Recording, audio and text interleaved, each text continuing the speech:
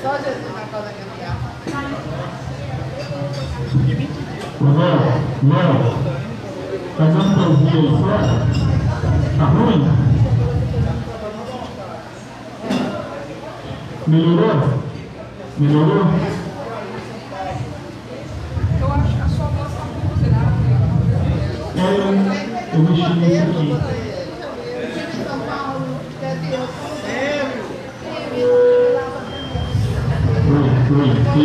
Sim.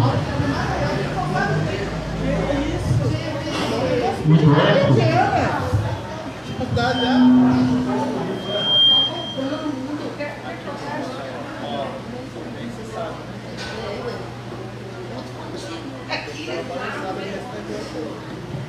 Oi, teste. Testando. Tá bom?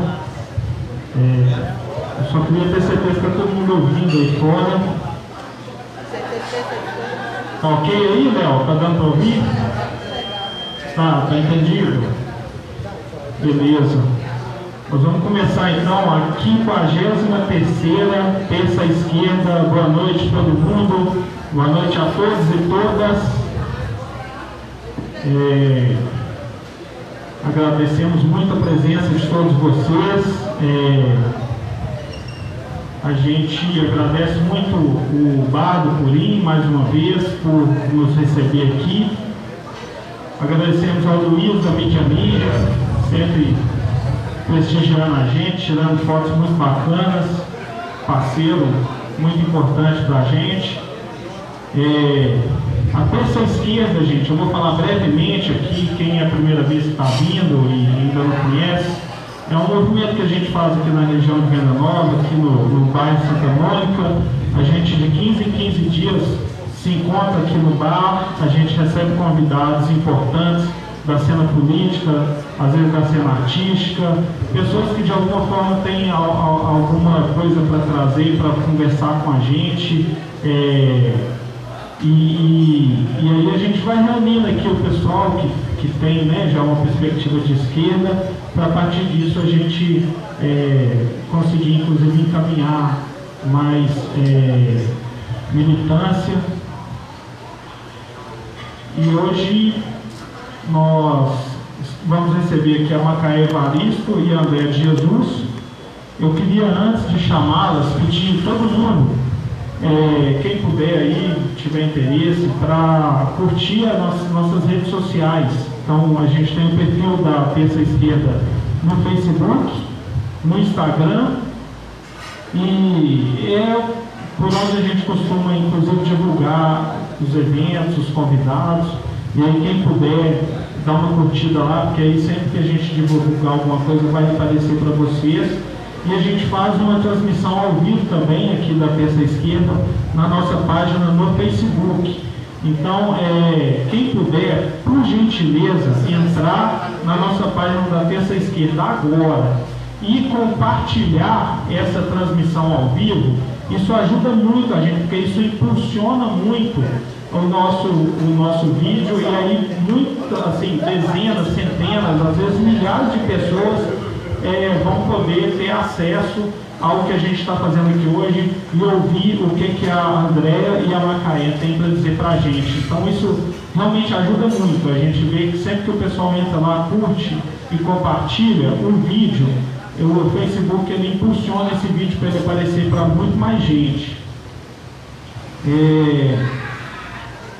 O nosso tema hoje vai ser negritude, racismo e a luta pela sobrevivência. Então eu vou chamar agora para vir aqui para a mesa a Macaé Evaristo e a Andréa de Jesus. A Macaé Evaristo é professora da Rede Municipal de BH. Ela já foi secretária de Educação do município de Belo Horizonte e do Estado de Minas Gerais. Já foi secretária de diversidade e inclusão no MEC também, entre vários outros atributos, só alguns aqui que a gente pode destacar. A Andréia de Jesus, por sua vez, ela está como deputada estadual pelo PSOL e muitas, e é uma empregada doméstica deputada. Então eu vou pedir todo mundo para dar uma salva de palmas para a gente receber todas as convidadas.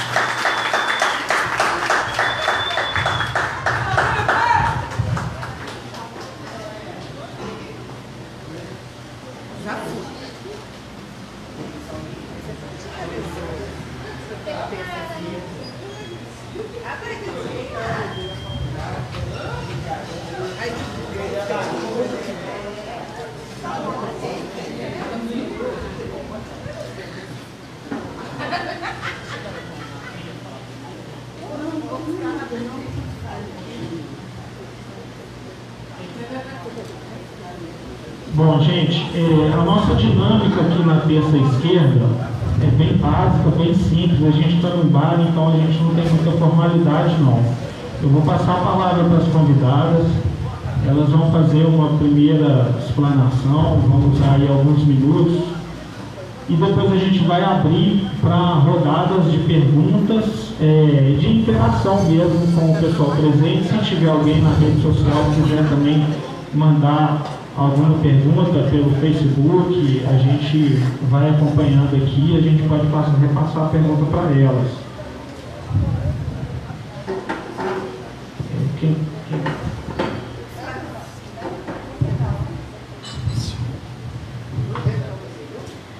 Salve, salve, galera! Galera aí tá molhando a garganta, mas também muito atenta aí nesse espaço de resistência.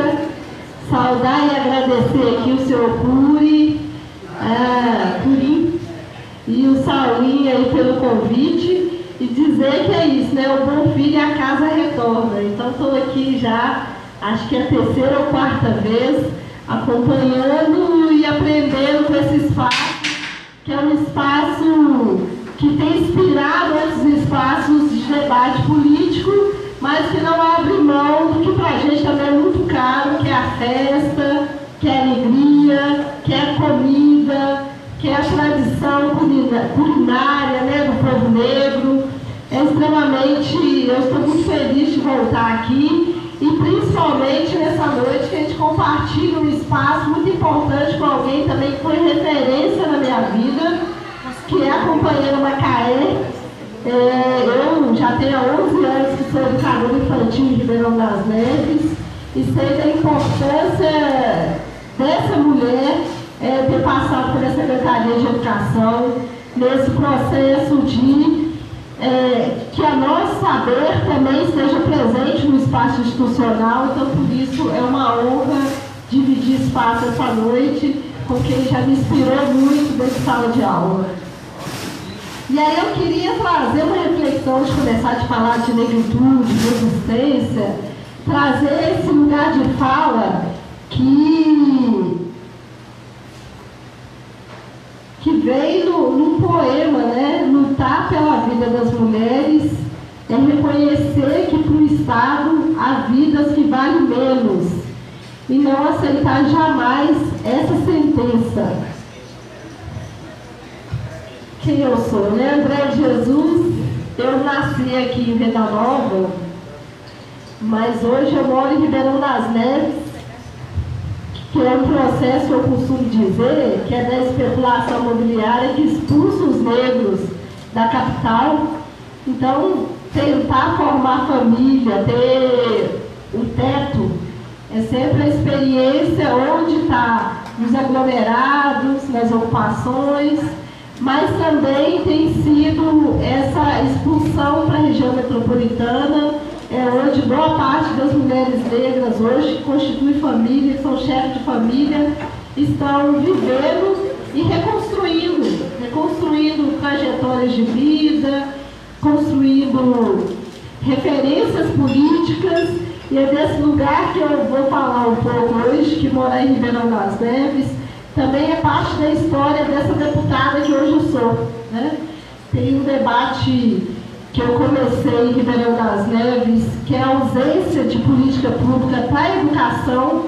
É um desafio hoje ainda na cidade, mas eu me casei aos 18 anos, então assim, saí do ensino médio extremamente preparada para ser dona de casa, que esse lugar da mulher negra, né, do lugar do cuidado doméstico, é algo que a gente ainda precisa romper entre as meninas que estão ainda na fase de adolescência e que já começam a trabalhar muito cedo nesse lugar do cuidado, do lugar do doméstico, e que a história, só em 2015, a gente consegue ter o reconhecimento da empregada doméstica como profissão, como as demais, né?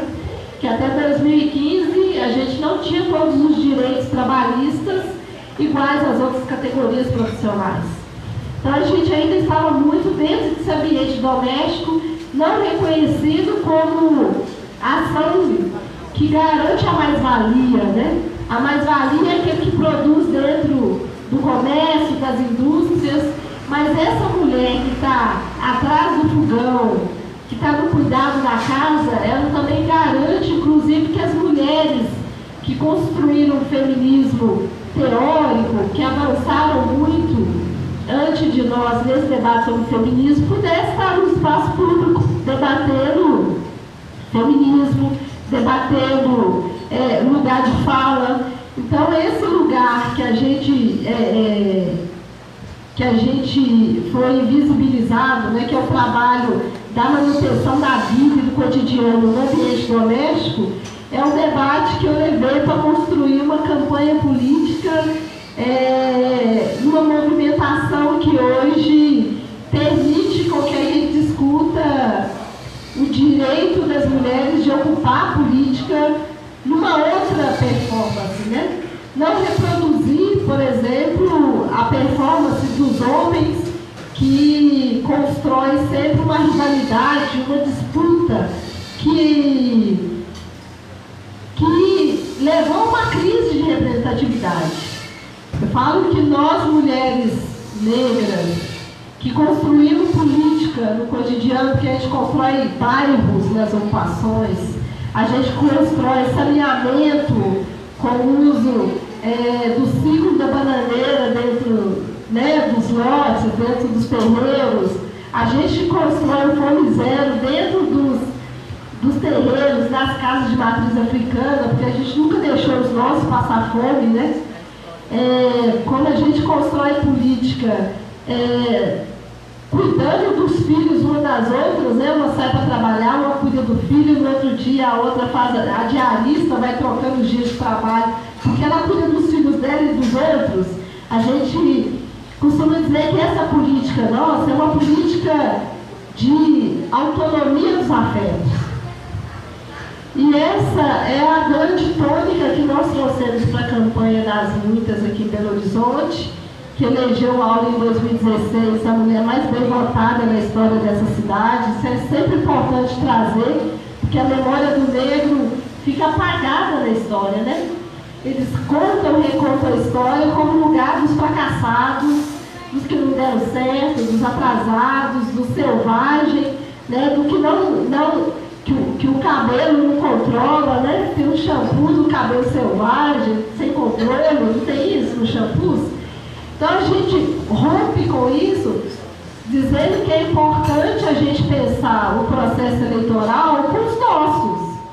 E que esse processo eleitoral que nos expulsou historicamente e que a nossa história não era colocada como ponto de pauta, que é um desafio ainda, acho que a gente vai e volta, mas esse desafio da esquerda como um todo, dos partidos mais progressistas, de colocar o papel da mulher negra e do debate LGBT, das comunidades tradicionais, dos povos originários como estruturantes para a gente apresentar um modelo de desenvolvimento que não entra em crise a cada ciclo, porque nós não estamos em crise, essa crise não é minha. Eu não faço investimento em bolsa de valores, eu não faço investimento em capital fictício. O que eu invisto é em família, e aí reforçar que o nosso trabalho e o nosso debate de ideologia a nossa orientação ideológica na esquerda é por construção de família, mas num formato em que todos caibam.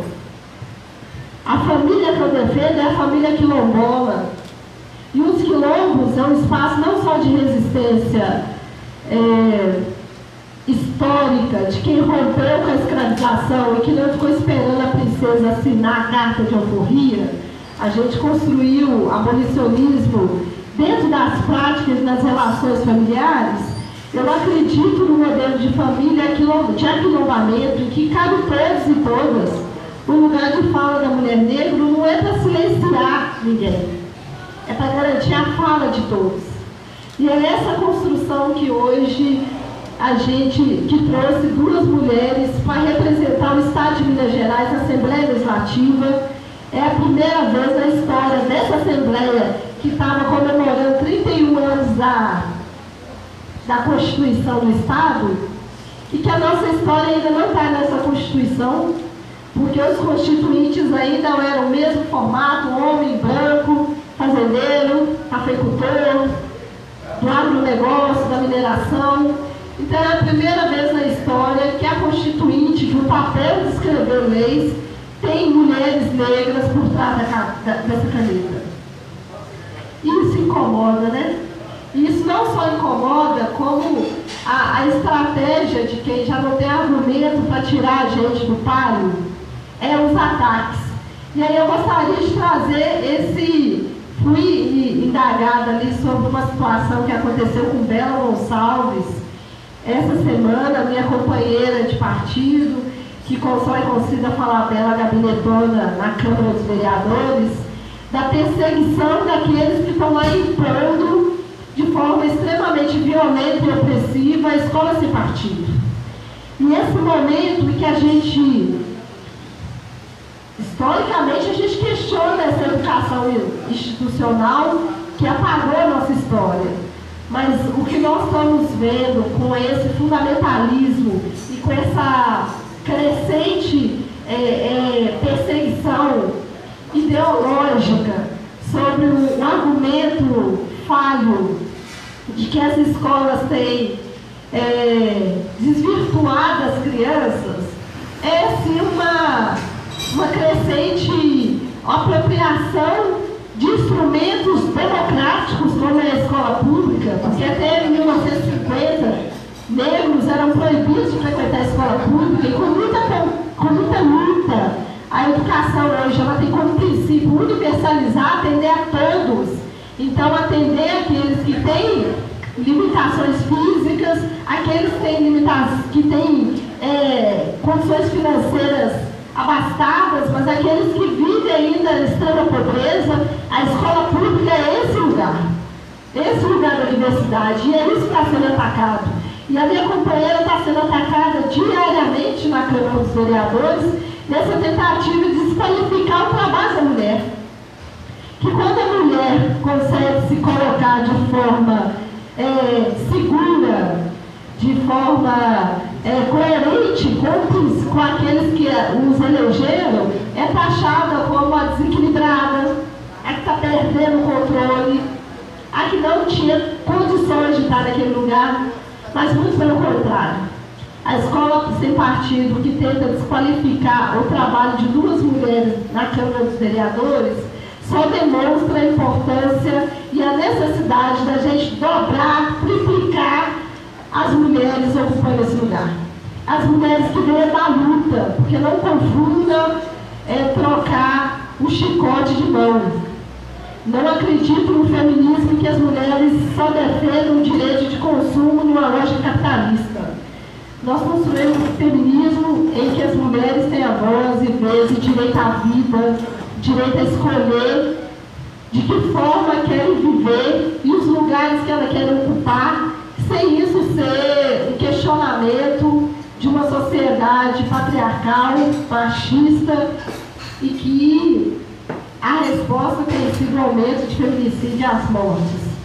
Mas falar desse combate é também saber dividir os espaços de fala, e essa noite é o que nós vamos fazer. São duas mulheres negras que estão aqui para somar no processo de resistência a partir de lugares de falas distintos, mas que tem com muita convicção de que o lugar que nós estamos hoje, Macaé, como uma pessoa que passou pela Secretaria de Educação, que mudou a história da educação do Estado de Minas Gerais, e eu agora como deputada estadual, ocupando uma cadeira que historicamente foi retirada das mulheres, estamos aí para localizar e aumentar cada vez mais esse debate extremamente necessário, que é uma outra política possível.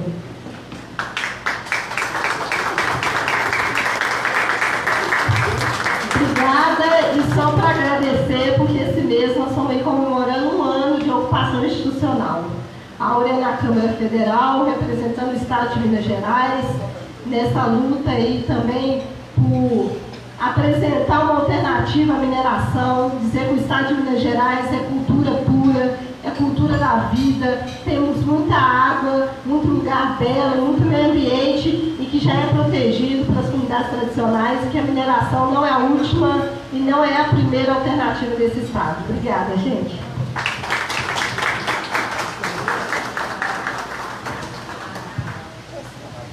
Gente, boa noite. Eu quero primeiro agradecer a presença de todos e todas aqui, todos aqui. Cumprimentar o Puri, cumprimentar Paulinho, a Letícia, Dona Fátima, que fica lá fazendo essas guloseimas maravilhosas aqui pra gente, coordenando todo esse trabalho aqui. Dizer que é uma alegria estar aqui na companhia da André, que é uma pessoa maravilhosa, uma mulher maravilhosa, de muita potência, muita força. E dizer, André, que todos os dias eu tenho energias muito positivas para você, porque eu sei que não é fácil a batalha cotidiana, né, de fazer política naquele espaço que você está. Então, eu sei que isso é muito duro e a gente precisa ter muita solidariedade e emanar muitas vibrações positivas para as pessoas que estão naqueles espaços, como a Assembleia Legislativa, na Câmara de Vereadores, na Câmara Federal, e que nos representam, que representa uma agenda que é de garantia da democracia no nosso país. Eu vou falar muito aqui de educação, porque é a minha experiência, a minha trajetória, e relacionar isso com a questão do racismo e das relações sociais. Então, eu quero começar aqui falando de alguns dados, né? Quando a gente pensa em educação no Brasil, e a André disse aqui que até a década de 50 as pessoas negras eram proibidas de frequentar escolas, né? A minha mãe, ela estudou, ela fez ensino médio, mas para fazer ensino médio com meus avós, podendo pagar pelos estudos da minha mãe, ela foi recusada em várias escolas no estado de Minas Gerais, né? Então ela viveu isso muito fortemente. E aqui tem várias mulheres e homens negros no bar. Se a gente fizer uma memória da história de escolarização das nossas famílias, nós vamos ver também, né, que boa parte das nossas famílias elas não tiveram acesso à educação porque não tinha escola pública para todos e as poucas que tinham também não nos recebiam, nem as escolas públicas, nem as escolas privadas. Eu falo das populações negras, mas eu quero ressaltar aqui também, né, a escolarização dos indígenas.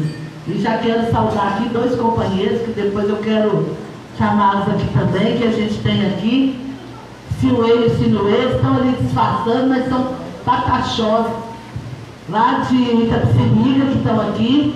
São 2 professores indígenas, agora mestrandos da Universidade Federal de Minas Gerais, e é uma alegria enorme receber os 2 aqui nessa terça esquerda, né? Eu vou chamar aqui depois os 2, mas eu acho, inclusive, Saulinho, que a gente vamos articular uma terça esquerda para tratar das questões indígenas aqui no nosso estado e no nosso país, e eu acho que ninguém melhor do que essa juventude para falar disso. Mas eu queria falar de alguns dados, né? quando a gente está ligado à educação, quando a gente fala de analfabetismo, e analfabetismo da população adulta, de 15 anos ou mais, a gente precisa entender que uma pessoa negra, né, ela tem 5 vezes mais chances de ser analfabeta, né, do que uma pessoa branca. Quando a gente fala de ensino superior, a gente está dizendo o seguinte: em cada 4 pessoas que têm ensino superior no Brasil, somente uma, né, se declara preto, pardo ou indígena. Quando a gente olha os dados de extrema pobreza no Brasil, aquelas pessoas que vivem em situação de extrema pobreza, 70% das pessoas em extrema pobreza, ou seja, em cada 10 pessoas em extrema pobreza, 7 pessoas são negras. E quando a gente está pensando o contrário, né, gente? Quando a gente pensa quem é a população mais rica, quem são aqueles, né, que têm as maiores fortunas no Brasil, aqueles que o atual desgoverno não pensa nunca em taxar, né? Ô Saulinho, está difícil aqui. Acho que é o lado aqui da caixa. Acho que tem que tirar um pouquinho que melhor. Quando a gente pensa os mais ricos, né? Em cada 10, 8 são brancos. Eu falo desses dados eu acho que primeiro para a gente ter um pouco essa dimensão, porque eu acho que é muito fácil a gente fazer conta, em cada 10, 7, né, entre os extrema pobreza, em cada 10, 8 entre os mais ricos. Eu queria começar aqui falando de uma matéria da Folha de São Paulo, desse final de semana, que a Folha traz uma matéria falando que as mulheres negras do Brasil, elas movimentam mais de 700 milhões de reais no PIB brasileiro. E eles vão fazer uma série de reportagens sobre mulheres negras e eles começam falando sobre a questão do consumo, né? Na verdade, eles estão interessados em como que as mulheres negras definem o consumo nesse país, porque elas movimentam, para a Folha de São Paulo, a gente movimenta uma quantia muito grande, né, do PIB brasileiro. Mas a matéria da Folha não fala que, apesar das mulheres negras movimentarem um valor que corresponde a 14% do PIB brasileiro, nós somos 28% da população. E que quando você divide esse valor movimentado, né, per capita, dá uma média de R$12.000 ano, que significa uma remuneração de um salário mínimo por mês, né? Então, quando a gente está falando de relações raciais no Brasil, de racismo, de negritude e da questão das mulheres negras, é muito importante, primeiro, a gente não se deixar levar por um certo canto da sereia do mercado, que parece que de repente descobriu que mulheres negras consomem, né? E eles querem propor a nossa inserção nessa sociedade por meio do consumo. E eu acho que essa é a pauta que nós recusamos, né? Pelo menos nós recusamos a estar nessa estrutura para repetir um modelo de sociedade que nos expropriou e que segue nos expropriando e nos vê como objeto, né? Mulheres negras como objetos de consumo, ou nos veem como consumidoras, né? Esse é o lugar que querem nos colocar. E eu acho que o debate que a gente faz hoje, ele é de natureza diferente. Primeiro que nós queremos participar. Nós queremos participar para mudar essa cultura e essa estrutura política, né? Para construir novas formas de relação. A Andréia, logo que ela chegou ali, ela estava conversando ali na mesa, falando sobre economia e falando, olha, nós temos muitas economias, nós temos muitas formas de pensar as relações econômicas. E as nossas comunidades quilombolas, as nossas comunidades indígenas, as nossas casas de terreiro, várias organizações, a gente sempre pensou numa economia. Eu vou lembrar aqui, numa economia solidária, que é o nome que a gente, né, usualmente um conceito que é mais conhecido, né? Numa economia solidária, porque porque a gente não pensa, né, uma construção em que alguns poucos, né, acumulam toda a riqueza que é produzida e a grande maioria vive completamente expropriada do seu direito, e aí do seu direito a toda e qualquer política social. Porque o que se trata hoje do processo que nós estamos vivendo no Brasil, e o golpe que se instalou nesse país, né, é da expropriação da nossa condição de humanidade. Na verdade, esse governo atenta contra a nossa dignidade quando ele atenta contra todos os direitos humanos. Então, para esse governo que aí está, né, ele faz políticas que são totalmente destruidoras, né, e totalmente, eu vou dizer, penalizadoras das mulheres, em especial das mulheres negras. Né? Então, se a gente pensar a reforma da Previdência, né, quem ela penaliza? Primeiro, eu gosto muito de dizer assim, quem é que se preocupa com a Previdência? Como que surgiu a Previdência no Brasil? Boa parte dessa estrutura, a Previdência, como a gente conheceu, que é uma estrutura construída numa perspectiva de solidariedade, né? Isso foi construída principalmente nas organizações negras, que vem desde o processo de luta pela abolição. Né?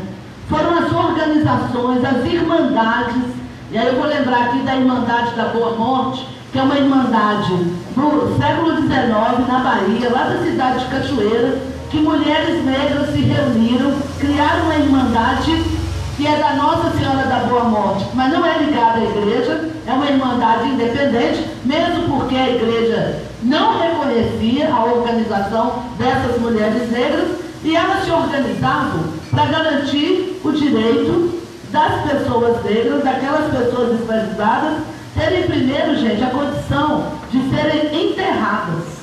Porque até esse direito de ser enterrado, de ter um lugar para ser enterrado, né, nos foi negado nesse país ao longo da história. E a Irmandade da Boa Morte, ela vai se constituindo, né, para garantir uma boa morte. Eu falo, quem não se preocupa com uma boa morte, né, é porque a vida inteira teve uma boa vida. Quem tem boa vida não se preocupa com boa morte, não, gente. Ele já tem certeza. Né? Quem tem a vida boa, quem dorme, está descansado, não preocupa se a gente vai ter um sistema único de saúde. Não preocupa se a gente vai ter uma aposentadoria. Isso não é nem colocado em questão. Então, destruir a Previdência Social para a elite brasileira, para esses 80% de brancos que detêm toda a riqueza, né? 80% entre os mais ricos, que detêm toda a riqueza do país, isso não faz para eles a menor diferença. Quem é que sofre com a destruição da Previdência Social? Somos nós, né? A maioria da população brasileira, que muitas vezes começa a trabalhar ainda na infância. Por quê? Crianças negras, crianças indígenas, crianças pobres, né? Muitas vezes elas são, antes de ter o acesso à escolarização, elas estão no mundo do trabalho. Então, essa luta, primeiro para reconhecer a infância como uma idade de direito, para a construção da Previdência, do Sistema Único de Saúde, para garantir o direito à educação, que é muito recente. Vamos pensar da Constituição Cidadã de 88, a ideia da educação como direito de todos, e a infância, né, como sujeito de direitos. É de 1990, está aqui a Deonara, minha colega assistente social, que sabe que nós nos formamos, estudamos na PUC, numa época em que não tinha sistema único de assistência social. A ideia da assistência social, a assistência social é tratada como caridade. E eu falo, por que a elite gosta tanto dessa ideia de caridade? E aí, gente, não é aquela caridade que está escrita lá na Carta de São Paulo aos Coríntios, não. Porque apesar do texto na Bíblia estar traduzido como caridade, na verdade, ali na carta, o que se estava tratando era de justiça social. A elite brasileira, ela adora fazer caridade. Né? Por que ela adora fazer caridade? Para criar uma dependência absoluta ao longo da vida das benesses, porque a caridade é enquanto o sujeito quer, né? Então ele fica ali dependente a vida inteira. Agora, justiça social, né, política de assistência social, garantir que nasceu, gente, tem direito, todo mundo, né? Nasceu, renda mínima, Bolsa Família não é caridade, Bolsa Família é pensar como é que a gente usa o orçamento público. Nós vamos usar o orçamento público para financiar os lucros cada vez maiores dos bancos, ou nós vamos usar o orçamento público para garantir o direito de alimentar de crianças, de adolescentes, de milhares de mulheres e de mulheres negras nesse país que muitas vezes criam seus filhos sozinhas, né? Eu falo de todas essas coisas porque hoje nós vivemos um momento duro na sociedade brasileira, mas ao mesmo tempo um momento muito rico, né?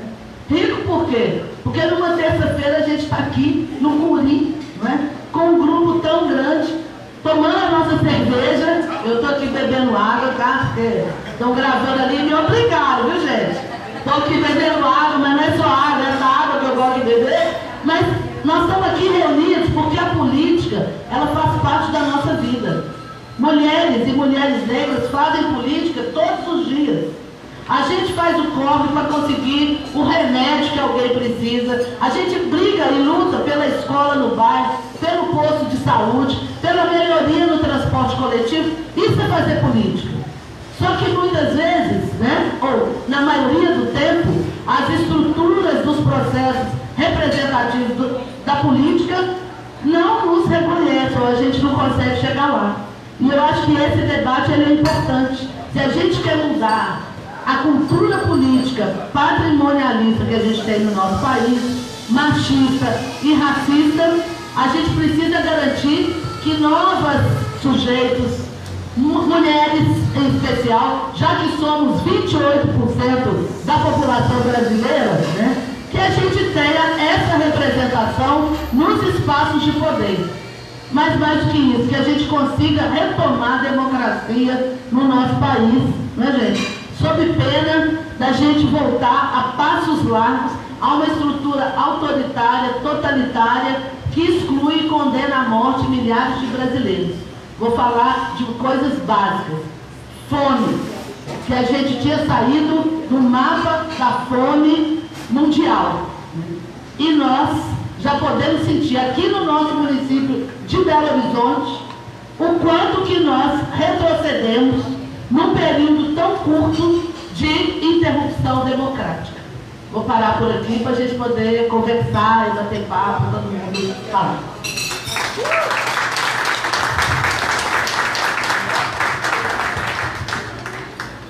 Muito obrigado às convidadas, Macaé e Andréia, pelas palavras. Eu queria registrar, eu esqueci de mencionar no início, a gente está correndo uma lista que está ali com o professor Nil, para pegar o nome e contato do pessoal.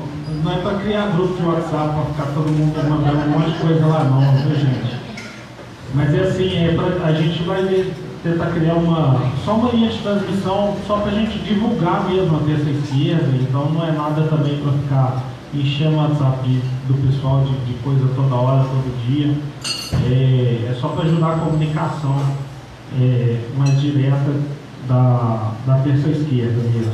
Então quem puder, quem ainda não preencheu, se tiver interesse, está com o professor Nil também.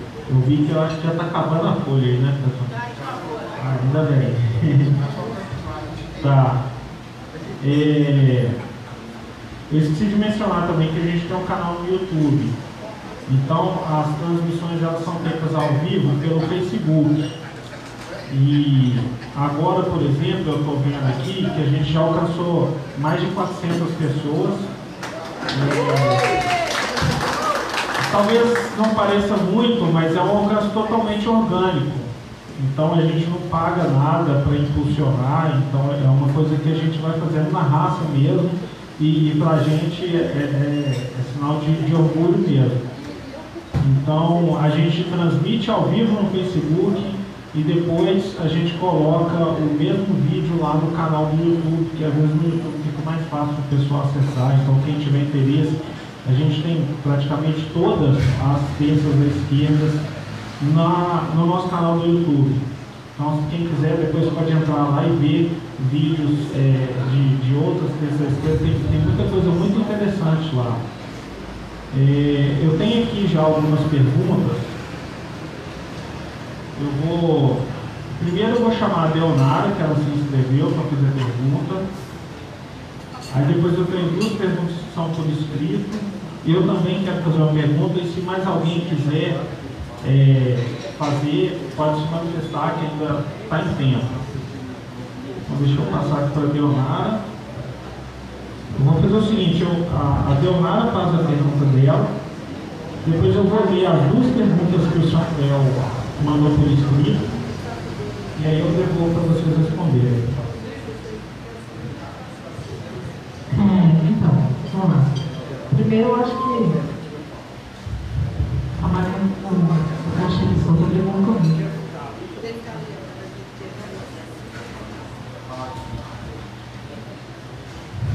Aqui acho que deu. Então, eu acho que só uma brincadeira que eu descobri nesse sábado, mas eu acho que é importante. Que no período no final da Idade Média, no período que a contra-revolução capitalista foi se impondo, as populações, né, sobreviviam, as populações mais pobres, elas sobreviviam com a cerveja. Era a cerveja que alimentava as populações mais pobres. Então, e a cerveja é uma criação das mulheres. Então, vamos todos tomar cerveja, porque a cerveja é um instrumento importante na história da humanidade aí, e ela só existe graças a nós, né? E foi uma coisa que o capitalismo tirou das mulheres. Depois vale a pena um dia a gente conversar disso, né? Acho que é legal. Mas eu acho que eu queria falar duas coisas. Primeiro, que eu acho que é importante a gente ressaltar a ideia de que a gente compreender assim, que eu acho que como tem no movimento negro, eu acho que no feminismo a gente tem várias correntes do movimento feminista, e eu acho que é importante a gente destacar que a gente tem uma corrente do feminismo que organiza mulheres brancas, negras, mas que é uma corrente do feminismo que ela é anticapitalista, antirracista e antipatriarcal. E eu acho que esse campo de esquerda que defende essa corrente, eu acho que a gente tem a gente tem muita coisa para construir, e eu acho que tem alguns debates que eu acho que são muito importantes para a gente entender a sociedade capitalista atual e pensar numa sociedade socialista no futuro.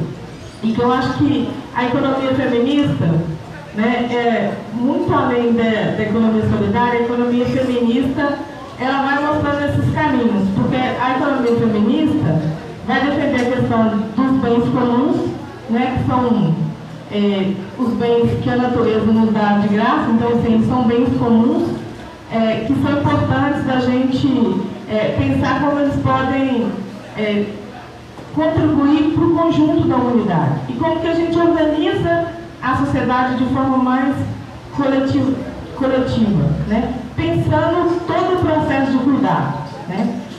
A gente sabe que o capitalismo, na verdade, ele só se sustenta porque tem um trabalho gratuito que as mulheres fazem para a reprodução da vida, né? Não só a reprodução biológica, mas todo o processo de reprodução do cuidado, em que é no processo de reprodução do cuidado que as pessoas vão tendo uma estabilidade emocional, elas vão ter, inclusive, condições de estar no mundo do trabalho, né? Ninguém nasce em plenas condições para ir no trabalho. Tem muito trabalho acumulado para o trabalhador chegar na empresa e poder ser explorado diretamente. Então, esse trabalho que é acumulado, né, ele é feito gratuitamente pelas mulheres, e ele gera uma mais-valia gigante, né? E acho que as mulheres negras contribuem muito com esse processo do cuidado, e então assim, um processo de mais-valia muito maior. Então eu acho que as mulheres negras movimentam muito mais do que a coisa está dizendo da economia, porque se você olhar, a gente pode dizer que mais da metade da economia brasileira é feita pelo trabalho de cuidado das mulheres, principalmente das mulheres negras. E eu acho que é importante a gente ter essa compreensão, né? E eu acho que uma outra coisa, né, que a Macaé trouxe, que eu acho que é importante a gente ter clareza, a reforma da Previdência está aí sendo aprovada, que eu acho que tem uma coisa que sintetiza muito grande que é a reforma da Previdência, que o pai falou um dia. Na verdade, a reforma da Previdência é você tirar do bolso da população pobre desse país, das pessoas que são assalariadas, você tirar R$1 trilhão nos próximos 10 anos e passar por causa do banqueiro. É isso a reforma da Previdência. Não é nada além, nada. Ela é isso. Vai tirar dos pobres e passar por causa dos banqueiros. Então, a gente vai sentir, né, principalmente os municípios pequenos, vão sentir muito forte isso aí. Né? A gente na economia em crise, a coisa vai piorar.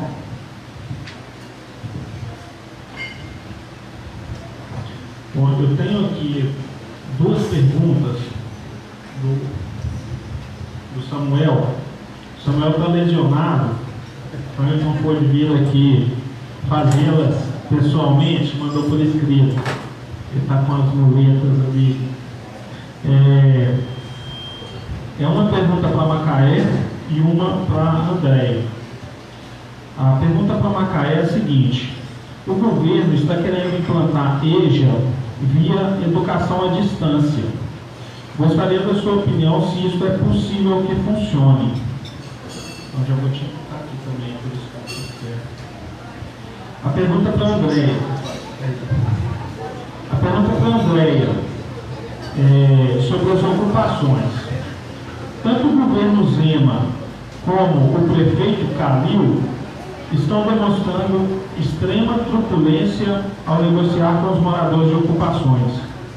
Queria saber se este assunto está no radar da Assembleia e o que tem sido feito. Então, eu vou devolver para vocês fazerem as suas ponderações. Depois a gente faz mais uma rodada de perguntas. Quem quer começar?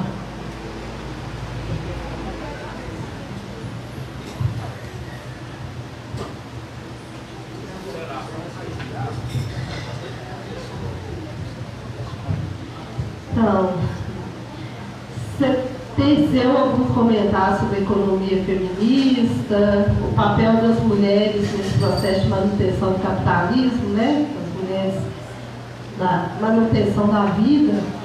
Mas eu queria reforçar isso, porque acho que a fala foi rápida, né? Da importância de pensar nesse feminismo das 99.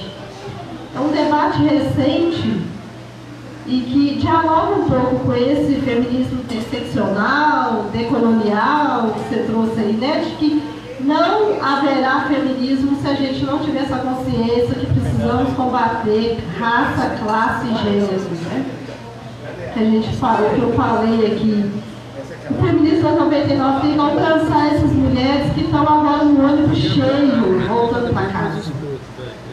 O feminismo ele tem que alcançar essas mulheres que estão dentro do sistema prisional, porque estão ali, muitas vezes, subordinadas a desejos dos parceiros, né? Que estão respondendo agora por tráfico, por ter levado um pedaço de maconha para o marido dentro do sistema prisional e está encaixado como traficante, né? O feminismo ele tem que dar conta dessas mulheres que estão no cotidiano ali, ausentes nos debates políticos, porque estão por conta de não só da manutenção para a sua família, mas para a família dos outros, né? E o feminismo tem que dar conta de entender que a reação das mulheres hoje, que ao longo da história reagir à opressão do casamento, muitas vezes não saindo do casamento, mas reagir a essa opressão, construir estratégias de sobrevivência, elas necessariamente não estão presas à teoria que nos divide hoje. gente precisa superar isso. Então, o Feminismo das 99 tem que superar, inclusive, o discurso do empreendedorismo, que vem substituir o papel do Estado de garantir emprego. Esse discurso de que as mulheres estão saindo para trabalhar, carregando os filhos nas costas, sem nenhum direito trabalhista, nos trabalhos extremamente precarizados, e chamar disso de empreendedorismo, é um estelionato intelectual e muito bem concatenado com esse modelo de redução do papel do Estado e jogar tudo isso na costa do indivíduo, né? Então, assim, as autonomias precisam ser construídas no território, reconhecer essas autonomias, mas o feminismo que a gente se propõe hoje precisa reconhecer que as mulheres são principalmente as mais atacadas quando se trata da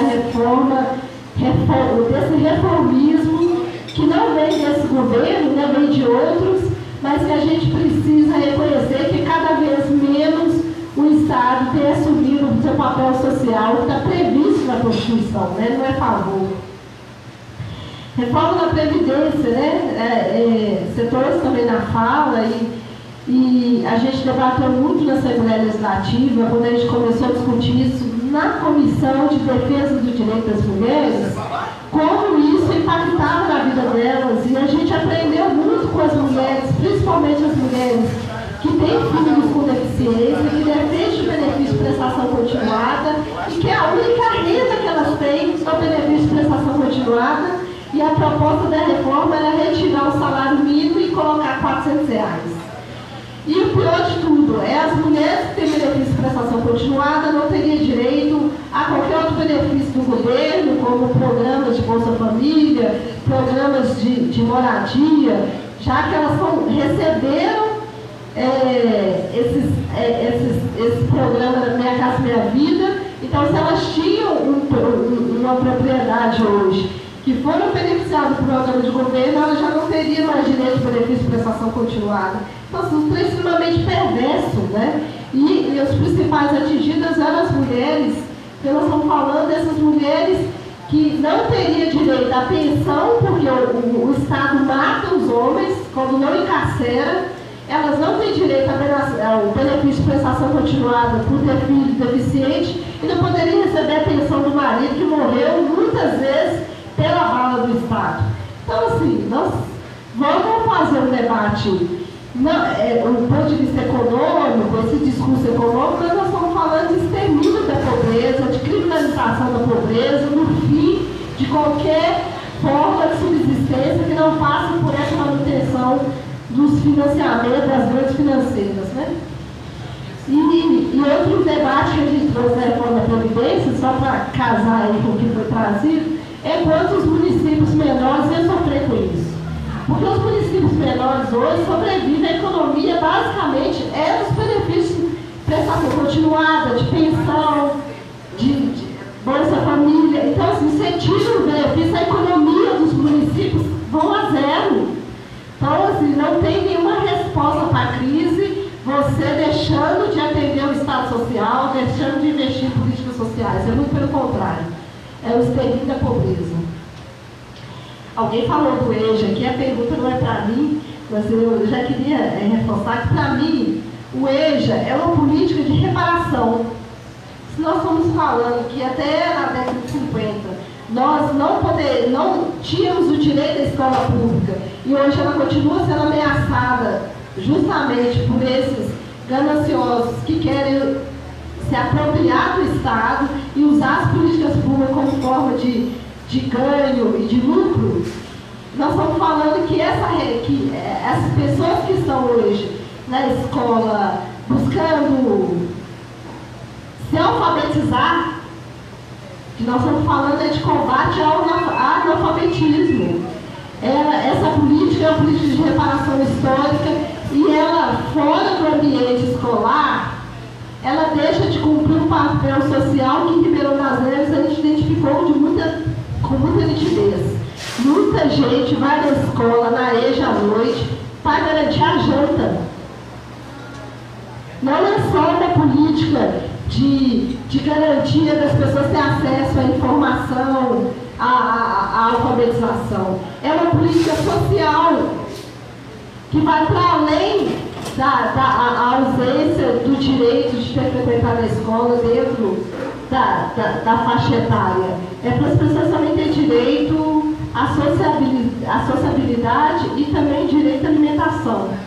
Isso, toda vez que ameaça retirar a EJA, os principais argumentos, infelizmente, mesmo com toda a política que deu direito às pessoas a sair da margem da miséria, direito à alimentação, muitas famílias ainda dependem da escola para se alimentar. E a gente tem que ter em mente esse papel social da escola e que tentam tirar isso e colocar que o papel da escola é só profissionalizar as pessoas, e não é isso. Nós construímos sociabilidade no espaço da educação. E as ocupações, né, que é a pergunta minha, que veio diretamente para mim, as ocupações já é uma política pública construída pelas mulheres que não é reconhecida pelo Estado. Nós, com as ocupações, a gente construiu, eu falo nós, eu estou nas brigadas populares já há alguns anos, como advogada popular, acompanhando os conflitos fundiários, questionando os vazios urbanos, como aqui em Belo Horizonte tem mais prédio vazio do que pessoas precisando de moradia. Então, assim, nós estamos denunciando uma política também de extermínio da pobreza, retirando o direito à moradia e o direito ao teto, ao direito à terra como reprodução da vida e não só forma de ganhar dinheiro.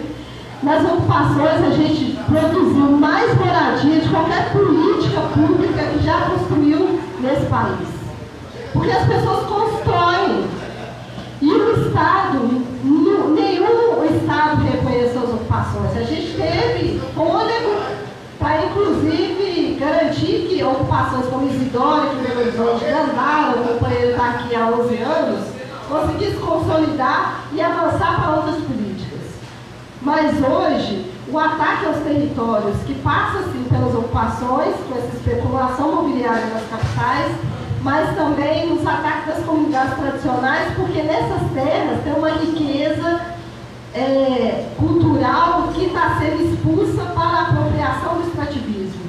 Então, é as linhas de transmissões que expulsou os quilombolas lá de São Francisco, os garimpeiros que continuam expulsando os indígenas de sua terra, porque nessas terras são protegidas e lá tem uma riqueza no subsolo que está sendo o tempo todo apropriada pelo capital estrangeiro, seja pela mineração, como toda a destruição que a gente já conhece.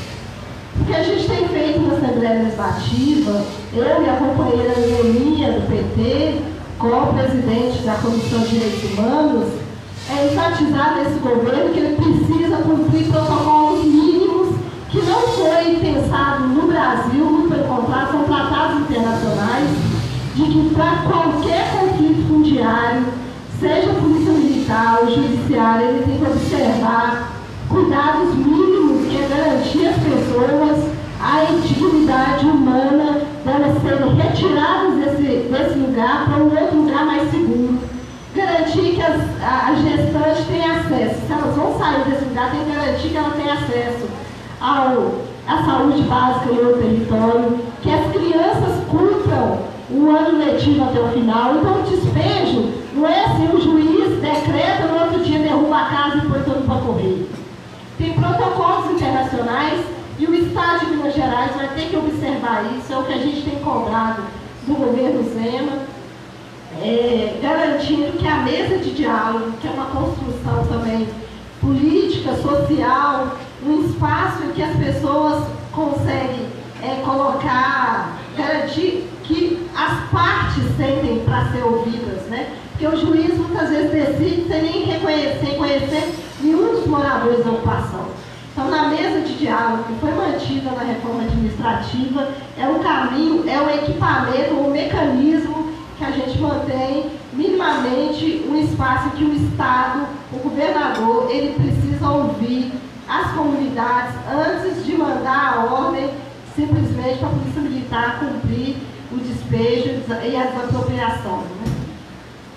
É um desafio, a mesa de diálogo hoje tem diversos casos que foram solucionados lá, mas outros nem sequer passaram pela mesa de diálogo, até que houvesse a reestruturação do governo, que é o direito dele assumir, reestruturar a casa, mas eles jamais poderiam deixar com políticas públicas importantes, como o espaço de diálogo e participação social, ficar suspensa. Então, esse é o grande desafio que a gente tem buscado nessa casa, é garantir que esse governo deixe espaço para a participação social e de ouvir aqueles que os elegeram, né?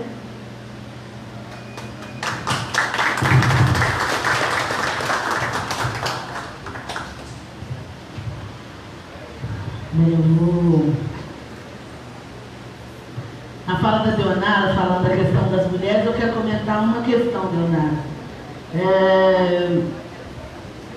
Quando a gente pensa a nossa história, a história da escravidão e a luta pela abolição, é sempre bom a gente lembrar que as mulheres negras, elas tiveram um papel de produção de mão de obra para esse país já no período da escravidão. Porque uma vez proibido o tráfico no Atlântico, a forma, né, encontrada pelos escravagistas brasileiros era a obrigatoriedade das mulheres negras reproduzirem, né, para garantir uma estrutura básica de mão de obra escravizada no país. Então a gente fazia essa reflexão lá na obra do Joaquim Nabuco, que ele escreve sobre o abolicionismo, ele fala muito sobre isso, né? A construção do ventre negro, o que foi isso na história do Brasil, porque a gente sempre fala muito do número de pessoas escravizadas que atravessaram o Atlântico, né? Mas é preciso a gente pensar que pós a proibição do tráfico de escravos, as mulheres negras, né, elas foram obrigadas, estupradas. Eu vou lembrar aqui uma fala da Benedita outro dia, fazendo uma fala, acho que ela estava em Portugal, ela falou: as mulheres negras pariram. Elas pariram esse país. Porque foram elas que deram vida a uma força de trabalho gigantesca, né? Além da mão de obra delas mesmas, elas pariram, né? E sustentaram durante muito tempo, por meio de estupros, a força de trabalho, então aqueles braços que iam sustentar todo o processo de escravização no país.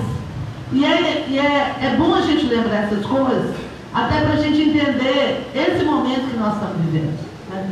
Quando a gente tem um governo que, como primeira, né, as primeiras coisas que ele vai fazer é acabar com o Ministério das Mulheres, e com tudo que vinha se tentando construir de políticas para as mulheres, né? E a gente tem uma desministra que tem coragem de frequentar uma reunião com países estrangeiros de maioria branca para defender um modelo de família, né?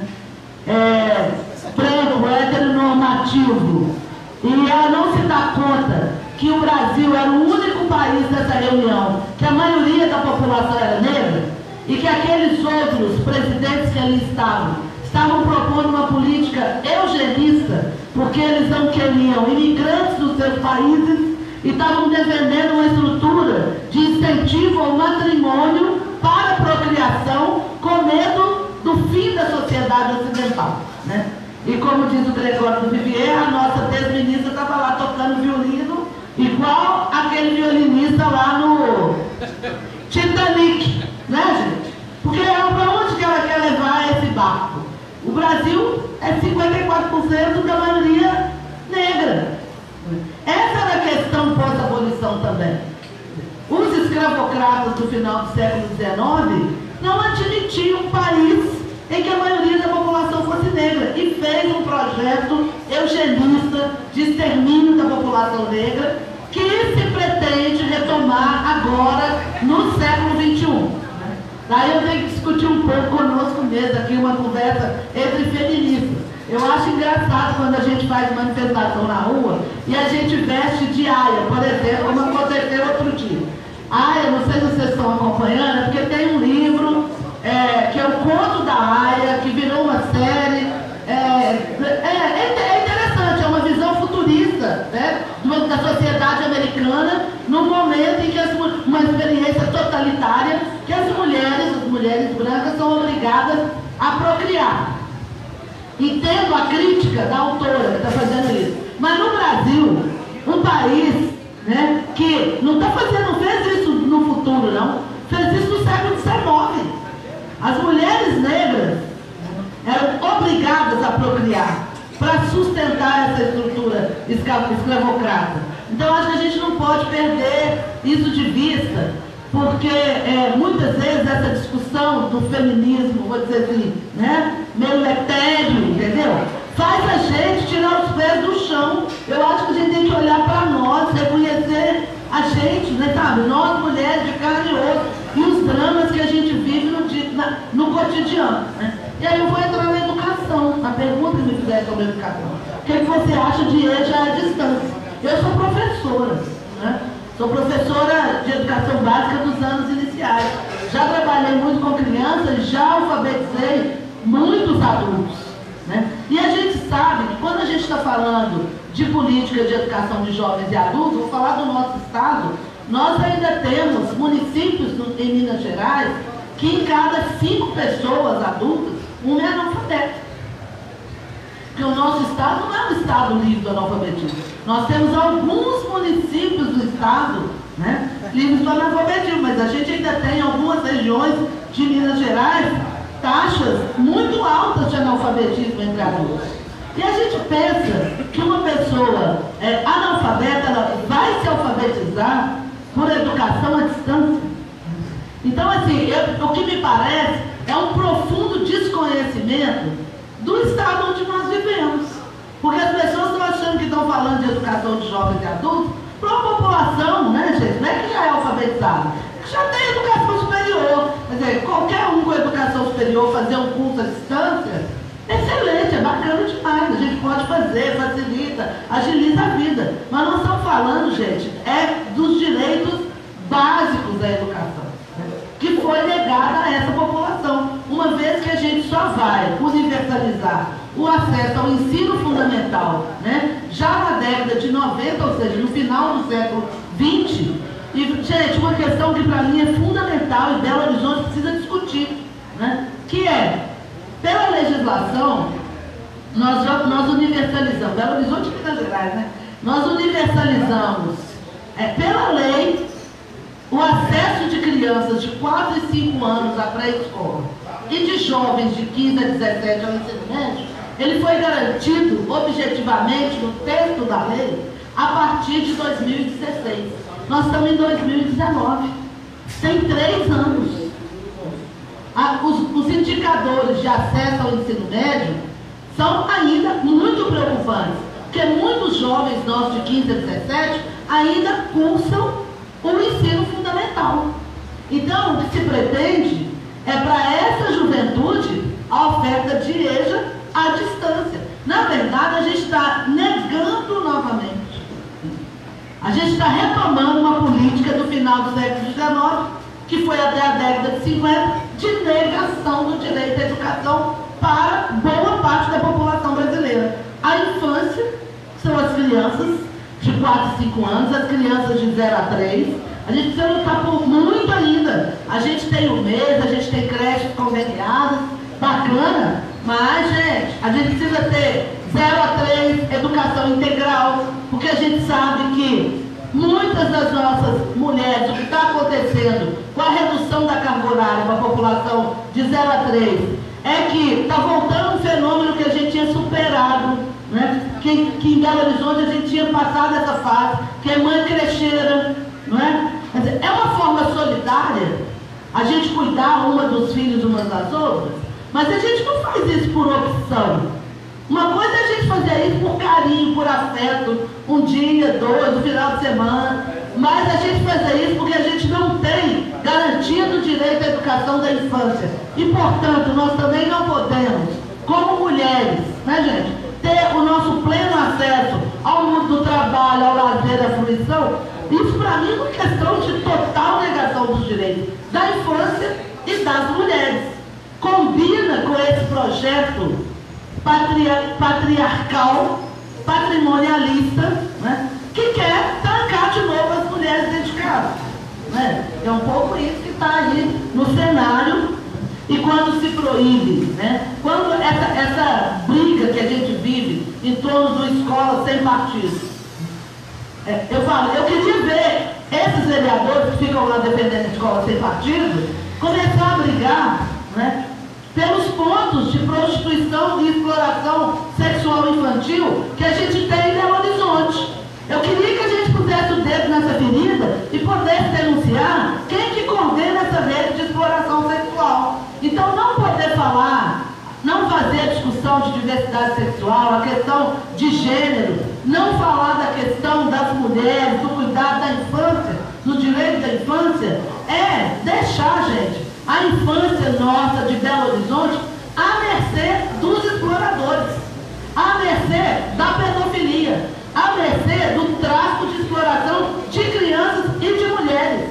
É por isso que a gente briga pelo direito da gente poder ensinar, sim, nossas crianças a se defenderem do assédio e da exploração sexual. E isso não é contra a carochinha, não é medo que a gente está passando nas pessoas, é porque anos de vivência e experiência na educação básica, nós sabemos, sim, que meninas e meninos muitas vezes são molestados por pessoas próximas. E muitas vezes o único lugar que elas têm para se defender é na escola.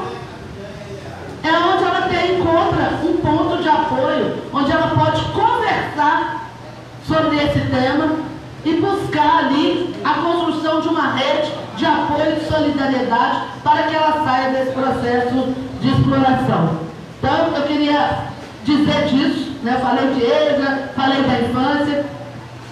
Eu queria falar que a nossa presidente do Conselho Municipal dos Direitos da Criança estava ali, mas ela já foi, coordenou essa agenda dos conselhos tutelados, que a gente teve uma eleição bacana, bem disputada, ampliando a participação no processo de eleição dos conselheiros tutelados, mas eu ainda quero falar de uma outra questão que é importantíssima em relação à educação.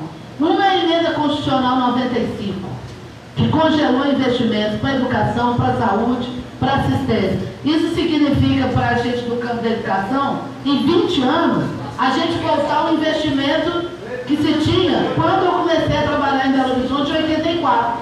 E que as famílias dormiam na fila para ter uma vaga para as crianças de 7 anos. Então nós precisamos atentar para isso. É isso que a gente pretende para Belo Horizonte, que as famílias voltem a dormir na fila para ter uma vaga para as crianças de 7 anos na escola. Nós temos que acabar com essa emenda constitucional, temos que acabar com essa ideia de congelamento de investimento para as políticas sociais. E uma outra questão que também está batendo na porta de Minas Gerais, que são as escolas cívico-militares. Né? Então,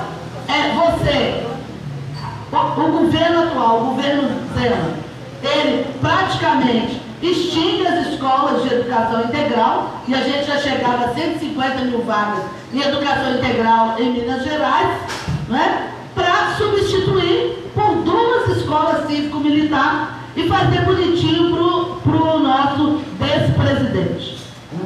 A gente nem fala o nome, porque é igual, eu falo, é igual aquele personagem do livro do Harry Potter, o Voldemort, aquele que a gente não diz o nome. Então a gente nem fala o nome, né? Mas escola cívico-militar, vendendo uma ilusão para as comunidades que o que falta nas escolas é disciplina. O que falta nas escolas, aí gente, é engraçado, né? O que falta nas escolas é disciplina. Então nós vamos entregar para a gestão dos militares. Primeiro, nós vamos pegar os militares da reserva. Segundo, eles vão receber 30% do salário deles da ativa.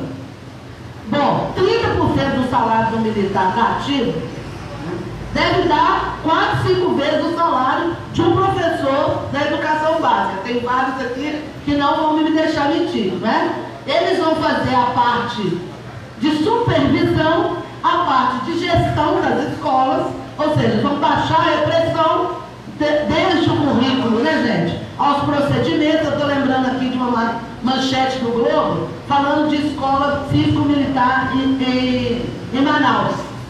Os estudantes vestem farda, os estudantes batem continência, só esse ano 5 já foram expulsos, mas o IDEB melhorou. Gente, o que adianta melhorar o IDEB expulsando os meninos da escola? Né, gente?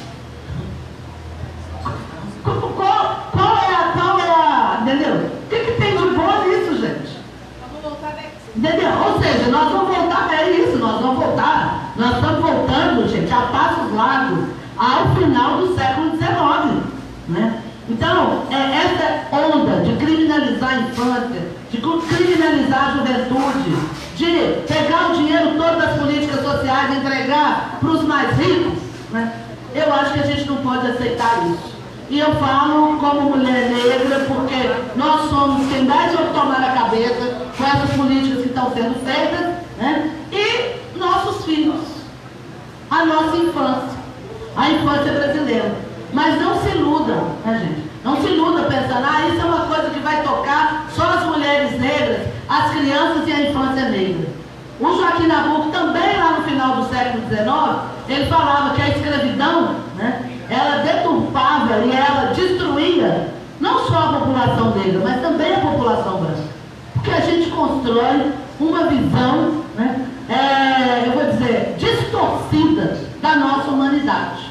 Então eu defendo democracia e convivência democrática. Eu acho que essa que é a nossa tarefa, né? E é isso que a gente precisa fazer quando a gente está vindo aqui conversar e cada vez mais a gente conversar com o maior número de pessoas para que essas coisas elas vão sendo compreendidas, né? Eu queria aproveitar aqui e chamar o Silê. Vem cá, Silê. Silê Pataxó, professor Pataxó, aluno do mestrado da UFMG, vem ver nosso debate. A gente não vai deixar ele sair assim. Eu acho que era bom você falar um pouquinho da questão indígena para nós, porque também é o povo que está, eu falo, nós estamos na linha de tiro, né, desse governo aí.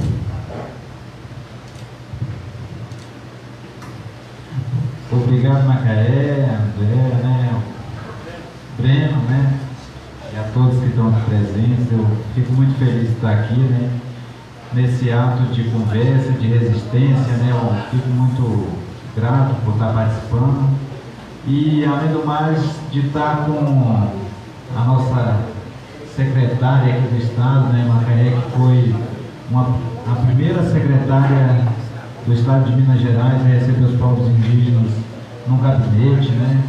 Então ela é uma parceira de luta, né? Não só por chegar dentro desses espaços, como a nossa deputada falou.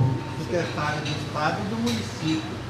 Do município também, né? Mas nessa questão que nós, povos indígenas mineiros, nunca fomos recebidos por um secretário estadual de educação, né? Esse pertencimento e essa bandeira que a Macaé vem carregando, ela é longa também com os povos indígenas, né? Não só aqui de Minas, mas também do Brasil inteiro, né? E o trabalho que a gente veio desenvolvendo, que ela trouxe, né, junto com outros parceiros, né, que a gente também vai citar nome, tem a Augusta ali, né, e a Lucinha também, né? Então a gente tem uma turma boa de luta, de resistência, né? Eu vejo que hoje esse espaço de preenchimento ele é muito importante, né? A nossa deputada está nessa linha de frente. Eu acho que isso é muito importante porque quando a gente vê que a situação ela não abraça a causa desse povo que fala que é a minoria, né? Mas que na verdade é mais de 70% a 80% da população brasileira que é negado o direito, que quer ver realmente voltar a essa questão medieval, onde a pessoa não tem direito a nada, né? Um espaço à dignidade, um espaço ao estudo, né? E a gente vê esse retrocesso muito grande, né? Os ataques, assim, muito de uma forma grande, né? Os ataques aos povos indígenas, principalmente ao território, né? Essa institucionalização de ataque através dessas leis malignas, né? E tudo isso foi conquistado com muita luta, né? Com muita garra de muitas lideranças, de muitas pessoas, desses movimentos que vieram sendo criados, né? Então a gente hoje precisa de abraçar esse espaço de conversa, né? Então eu fico muito feliz de estar participando como convidado aqui também e com certeza a gente está junto na luta, né? A gente não pode deixar essa bandeira cair porque são nossa terra, a nossa natureza, a nossa vida que está em jogo, né? não pela questão que está em prol dessa política, né, mas uma política perversa que tem, porque política é uma coisa boa, é eu entender a sua ideia e você também entender a minha, para a gente tentar entrar no consenso. Mas hoje, a questão maior que a gente está vendo no Brasil é o autoritarismo entrando e essa mentira deslavada que está tendo, né? O presidente mente descaradamente, realmente, não tem mínima coisa de não falar uma coisa, ele mente, só fala mentira, né? Em relação aos povos indígenas, a questão das zonas dentro de terra indígena, como que os povos indígenas vão dar suas terras se a terra pertence à União, como que isso vai dar para explorar se é a União que tem que defender aquela terra ali. Então, são muitas mentiras sendo contadas, né? E as pessoas que não entendem são manipuladas por essas mentiras, pelas fake news. E hoje a gente tem que abraçar essa luta, né? E eu acho que aqui no estado também a gente está tendo grande retrocesso. A Macaé deixou grandes coisas conquistadas junto com a gente, uma comissão estadual de educação indígena que foi totalmente apagada, né? A gente tinha conseguido um representante dentro da secretaria, foi exonerado assim, sem consulta nenhuma à nossa população, né? Então, outras coisas mais que iam sendo respeitadas e hoje não são mais, né? Essa perseguição aos professores, aos diretores, né? Então, tudo isso faz parte porque uma educação não dê certo, né? Então, o governo ele tem que ouvir as escolas, tem que ouvir o povo para conseguir dar certo. E nós estamos juntos nessa resistência, junto com a deputada aqui, que tem grande importância nesse tempo, e é um achado, é um ganho para nós todos, né? Estamos juntos nessa luta e que eu estou muito feliz de estar aqui com vocês e estamos juntos. Viva a terça esquerda e estamos juntos. E a resistência é o Lula livre, né? Lula livre! Lula livre! Bom, gente, dando continuidade, queria fazer 2 registros. Em relação à questão indígena, a gente já recebeu aqui na terça esquerda a Avelino Goiacá. Ela fez aqui uma terça esquerda bem legal, está registrado no nosso canal do YouTube. Como já são mais de 2 anos de terça esquerda, é muito pouco. E aí a sugestão da Macaé é muito bem-vinda. A gente está totalmente aberto a fazer novas terças à esquerda sobre a questão indígena. É um tema sempre que a população não recebe muito bem as informações, né? Aquela visão de indígena folclórica, né? A gente tem que lidar com isso. E estamos, sim, totalmente abertos, viu, Macaé? Então a gente vai conversar e procurar pessoas, quem estiver disposto a vir falar sobre o tema aqui com a gente, será muito bem-vindo.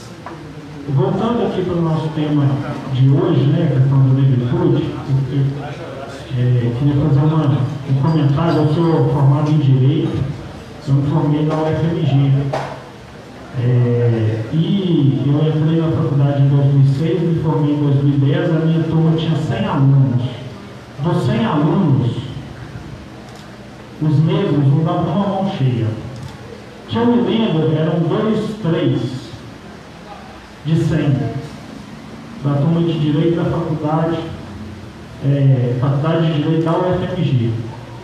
Então tem a questão das cotas, que já estava começando, tem cotas, mas em determinados cursos a elitização ainda é muito grande, a gente sabe disso. Cursos às vezes mais disputados, enfim. E é uma coisa que eu queria registrar quando foi na fala aqui da Macaé, da André, eu lembrei disso e achei interessante.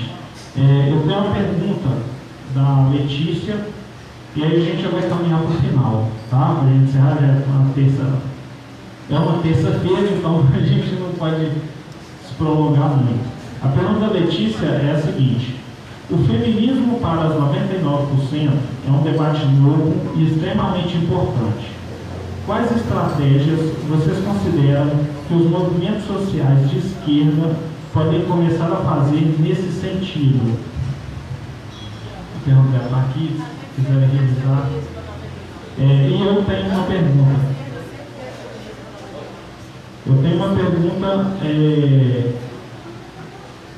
Que eu estava pensando hoje mais cedo, e uma parte, assim, um pouco do que eu estava pensando, a Macaé já abordou na primeira fala dela, mas eu queria levar para um outro lado, que é a questão que a gente colocou até no nosso tema, né, do evento de hoje, da luta pela sobrevivência.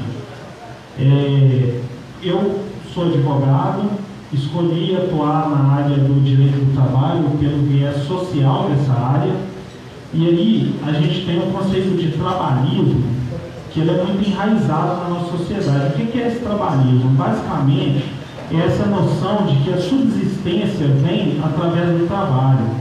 Então, quem trabalha, quem se esforça, ele consegue alguma coisa, ele se vira, e quem não está dentro do sistema trabalhista é o marginal, é o bandido. Eu lembro que no 1º de maio a gente fez uma manifestação, uma carreata aqui em Venda Nova, enquanto a gente ia passando por alguns bairros aqui da região, bairros como Rio Branco, Céu Azul, bairros periféricos, de amplamente, maioria de trabalhadores que moram nesses bairros, eu ouvia muita gente gritando: vai trabalhar, vagabundo. Era no 1º de maio, um feriado, justamente dia né, que a gente tinha um feriado para descansar, vamos dizer assim, e as pessoas que viam a gente manifestando, eles gritavam isso: vai trabalhar, e chamavam a gente de vagabundo. Então, isso traz essa lógica do trabalhismo, tanto que ela está enraizada na nossa sociedade. Hoje em dia, a gente está vivendo um paradoxo, que é o seguinte: a quantidade de trabalho disponível, por causa de inovações tecnológicas, ela, vamos dizer assim, está diminuindo. Sempre teve aquele discurso de que as inovações tecnológicas iriam diminuir o trabalho do ser humano, e aí o ser humano poderia trabalhar menos e aproveitar mais sua vida. Só que, na verdade, o que está acontecendo é que a gente tem uma concentração de renda tão alta, e essa dependência de que a pessoa tenha a subsistência dela através do trabalho, com a falta do trabalho, a gente tem pessoas entrando em situação, piorando a situação de miséria, de pobreza, e a desigualdade social, ela piorando muito. E aí, nessa questão da luta pela sobrevivência, eu vejo o seguinte: de um lado, a gente pode pressionar para que haja uma distribuição de renda, mas de outro lado, quem tem a renda concentrada, ele pode preferir uma eliminação de uma boa parte desses pobres para eles terem que dividir com menos pessoas. E eu acho que essa eliminação, ela tem que ter uma justificativa, né? Não pode ser porque a gente não quer distribuir a nossa riqueza. E aí a eliminação vem pela cor da pele, ela é direcionada, né? Pela cor da pele, pela orientação sexual, pela religiosidade. Então vão se escolhendo as diferenças que vão pautar e que vão justificar essas caçadas. Então é uma análise que eu fiz, e aí eu queria ver a ponderação de vocês em relação a isso. E se a nossa proposta seria realmente a gente um outro sistema que não esse capitalista. Da forma que está, eu acho que não dá para se manter. E se a alternativa a essa ideia de trabalhismo, que é depender do trabalho para ter a subsistência, se ela pode ser substituída por uma proposta, por exemplo, da renda básica universal, que já foi mencionada aqui pela Macaé, a questão da renda básica, que eu acho que seria muito importante a gente explorar mais e falar mais sobre isso, para as pessoas entenderem que existem alternativas. Então eu queria colocar essa ponderação. E tem a pergunta da Letícia também, e aí a gente já finaliza. Obrigado.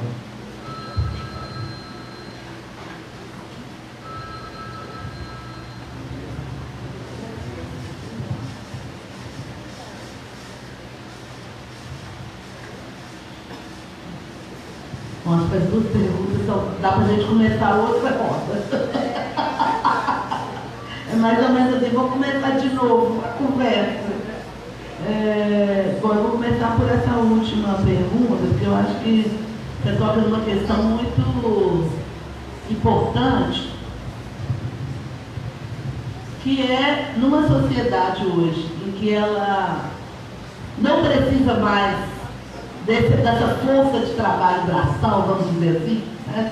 Supostamente não precisa dessa força de trabalho braçal para a produção das riquezas, o que fazer com esse número enorme de seres humanos que estão no planeta, que na visão, vamos dizer assim, daqueles 5% mais ricos do mundo, eles não precisam mais da nossa existência.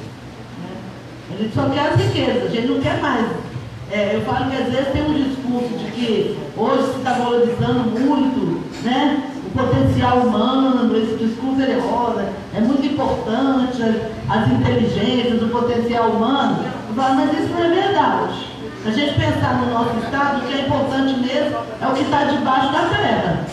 Porque as populações que estão em cima da terra, elas não entram na equação de um projeto de desenvolvimento para o nosso estado. Na verdade, a ideia é que o que vale é o que está debaixo da terra. Ele é que demarca o que se vai fazer. E você pode, inclusive, remover populações inteiras ou levar municípios inteiros a ficar à mercê do que pode acontecer em função de uma mina que pode, a qualquer momento, cair sobre a cabeça das pessoas. Né? Eu acho que é essa a questão. Por isso, eu acho que a questão étnica, ela hoje explica, e aí a questão do racismo, né, estrutural, ambiental, o racismo hoje, essa estrutura, ela explica, né, a forma de operar do capitalismo. Porque em diferentes lugares o capitalismo sempre vai produzir conflitos étnicos para eliminar boa parte da população. E aí a gente vê isso em diferentes lugares, né? A gente vê isso no Oriente Médio, a gente vê isso... e aí a gente vai construindo nomes, né, gente? Que aqui no Brasil nós somos os inimigos dentro do nosso próprio país. Né? Mas, por exemplo, nos Estados Unidos, são os imigrantes. Quando a gente pensa que os Estados Unidos hoje mantêm crianças aprisionadas dentro de gaiolas, um país que se diz democrático, mantém crianças dentro de milhares de crianças, dentro de gaiolas, separou das suas famílias, né? Porque supostamente suas famílias são imigrantes, querem entrar naquele país. Eu acho interessante, que eu falei, eles querem devolver os imigrantes, eles podiam inclusive devolver a Califórnia para o México, não é? Porque o que ali é México e o que é Estados Unidos, naquela fronteira? Acho que essa é uma pergunta que a gente tem que fazer, né? Mas é imigrante sendo recusado na Europa. Então, é muito importante a gente discutir essa questão étnica hoje, porque eu acho que o racismo, porque ele é a base da estruturação da lógica de exploração do capitalismo. E aí você quer construir comunidades segregadas. São os acampamentos, são as prisões, as gaiolas da criança, são as periferias urbanas aqui no Brasil, no México, né? É o genocídio, o extermínio da juventude negra, como se faz no Brasil. E aí eu acho que nós temos que pensar mesmo. Na verdade, a gente pensa um outro modelo de sociedade, porque esse capitalismo que está aí, a gente já viu que não deu certo. Porque e mesmo, eu vou dizer, mesmo os liberais democratas, né, eles entraram agora numa fase de que eles não querem mais reconhecer os direitos humanos.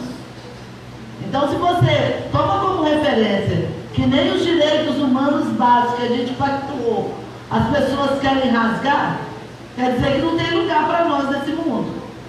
É isso um pouco o recado que a gente recebe. E como é que a gente reage a isso?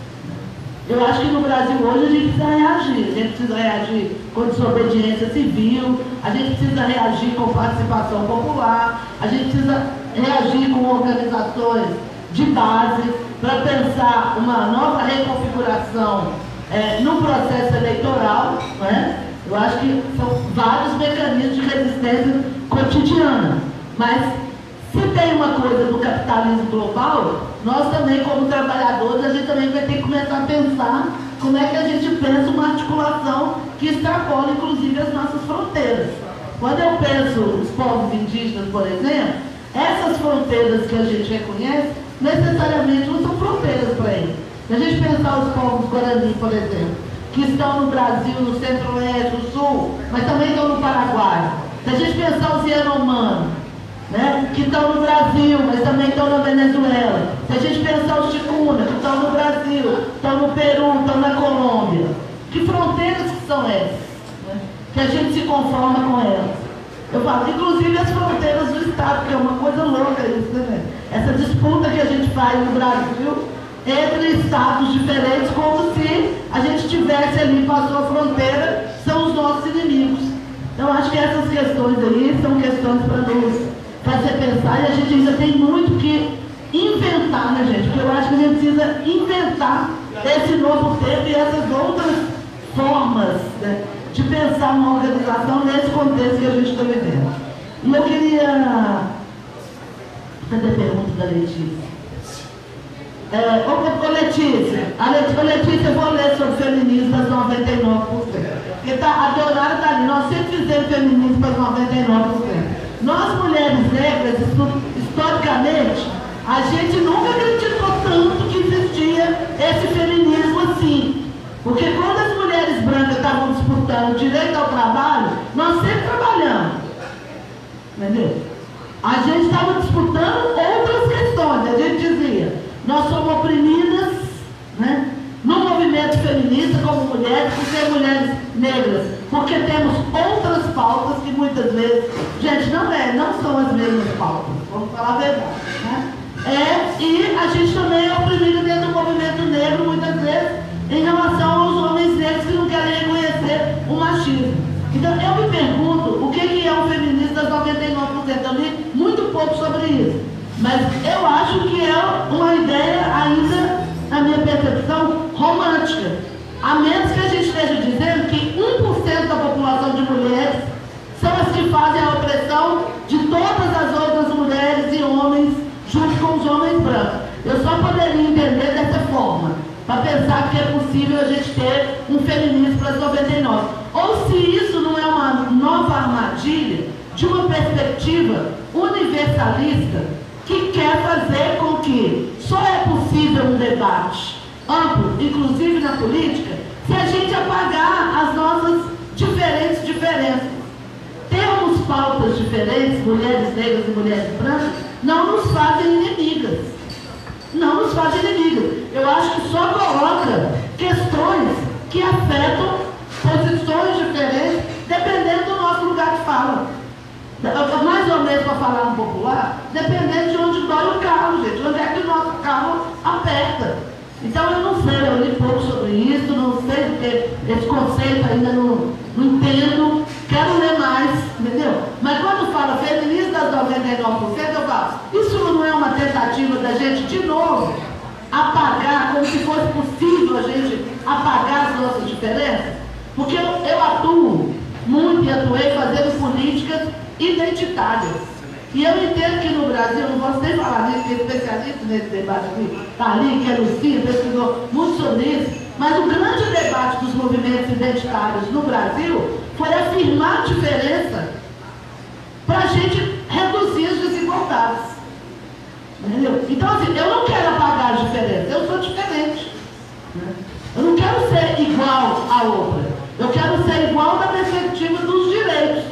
Mas eu não quero deixar de ser mulher negra, entendeu? Para poder dizer que a gente tem a mesma pauta. Eu acho que num processo democrático, a gente pactua projetos, premissas, princípios, pontos de convergência, para a gente atuar coletivamente. Posso estar falando aqui um monte de bobagem, André, que parece estar mais sintonizada nessa pauta, pode me ajudar aqui.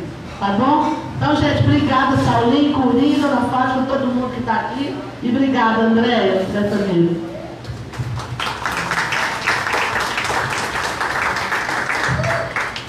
Então, eu quero concluir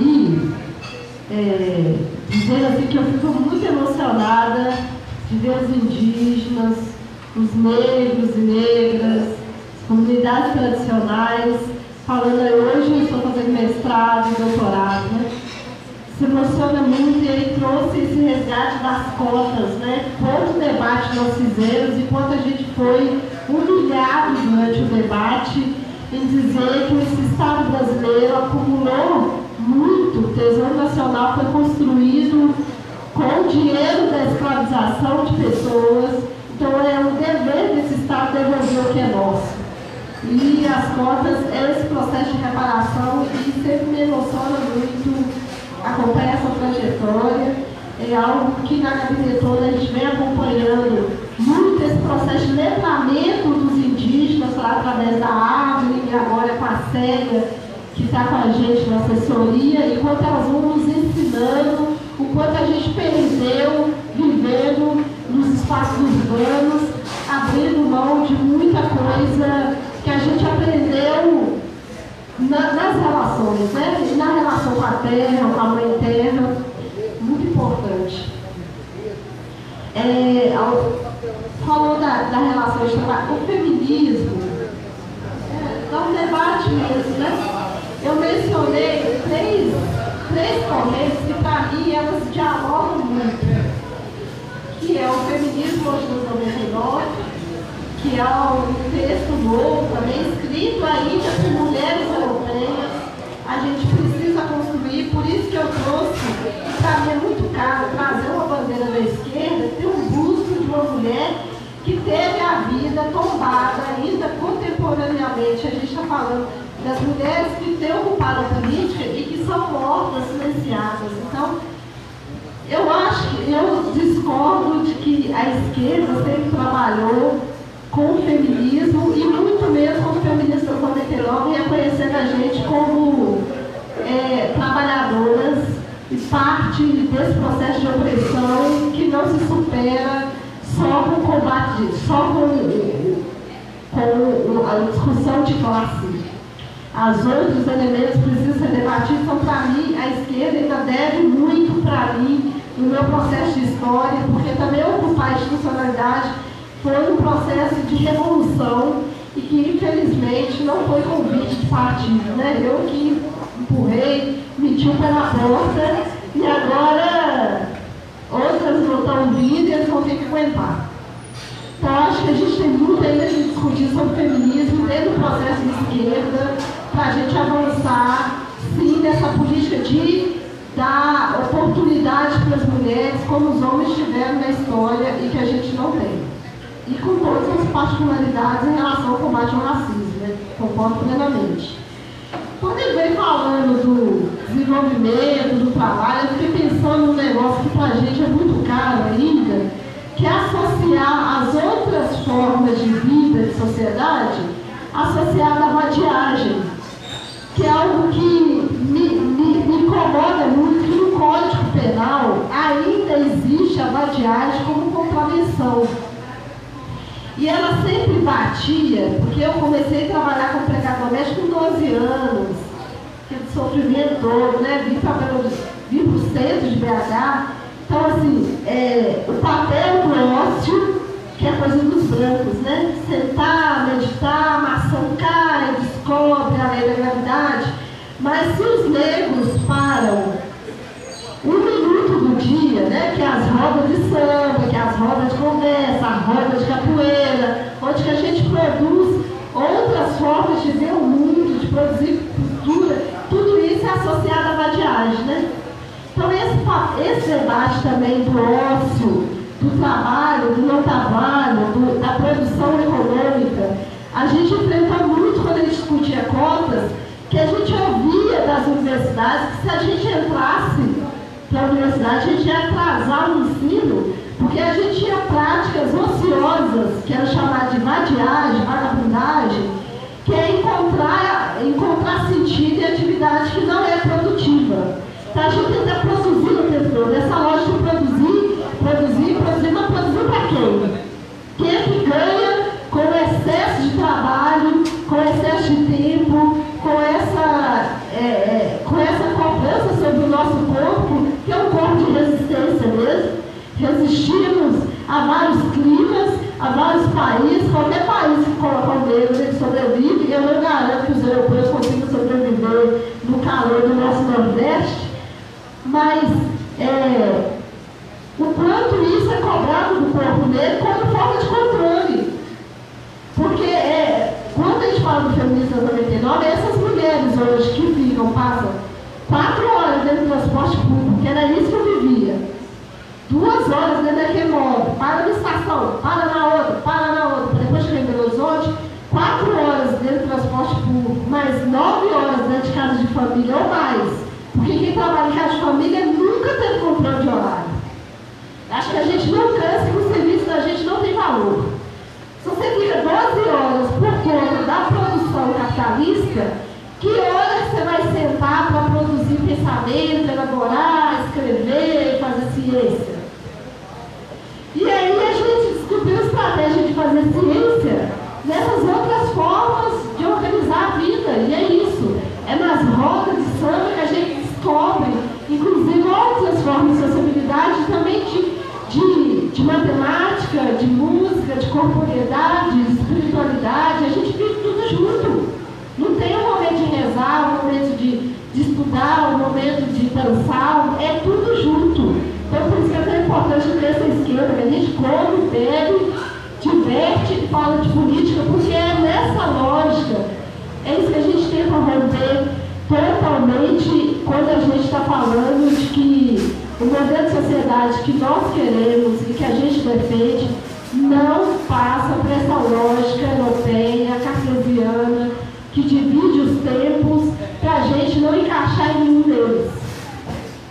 E aí eu queria falar um pouco de 2 projetos de lei que a gente apresentou lá na casa, que responde um pouco da demanda das mulheres e que a esquerda invisibiliza. Nós construímos com as mulheres mães de maio, mães de luta, mães que choram, as mães do Rio, as mães da Maré, as mães do Flamengo, as mães que não têm direito a luto, não têm direito a ser mãe. Isso é uma denúncia grave e que, historicamente, eu não conheço nenhum partido, eu não conheço nenhuma organização política que tenha levado isso como debate estruturante do como essas mulheres hoje estão lutando pelo direito à vida dos seus filhos, muito mais do que o direito ao aborto. É o contrário, essas mulheres estão lutando pelo direito de ter família, de ter os filhos, de criar os filhos, elas estão lutando pelo direito de ter luto. Vem crescendo cada vez mais as mulheres que têm perdido os filhos nessa violência financiada pelo Estado e que elas não têm direito de fazer velório, porque é uma guerra ali alimentada pela guerra de quem produz arma, de quem ganha muito com o Código Penal, porque o Código Penal nunca foi feito para fazer justiça, muito pelo contrário. A justiça está no Código Civil, onde que a gente não alcança, porque só fala de propriedade, não fala da vida, né? Então a gente construiu 2 PLs e a gente está tramitando a casa, a gente fez um cortejo grande envolvendo as mães, falando da Semana Estadual das Vítimas de Violência do Estado, para que isso seja lembrado pelo direito à memória e à história dos filhos. A maioria das mães que estavam lá não eram as mães, como a televisão passa, estava envolvido com o tráfico, não. Filhos vindo do trabalho, que a polícia, por engano, atirou na nuca.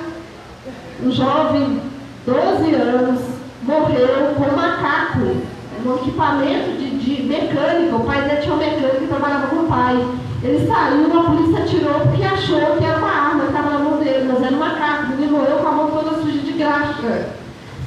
E a mãe que trouxe a camisa do filho, que o filho morreu no Rio de Janeiro, e perguntou para o policial por que só tirou em mim, eu estava com a camisa da escola.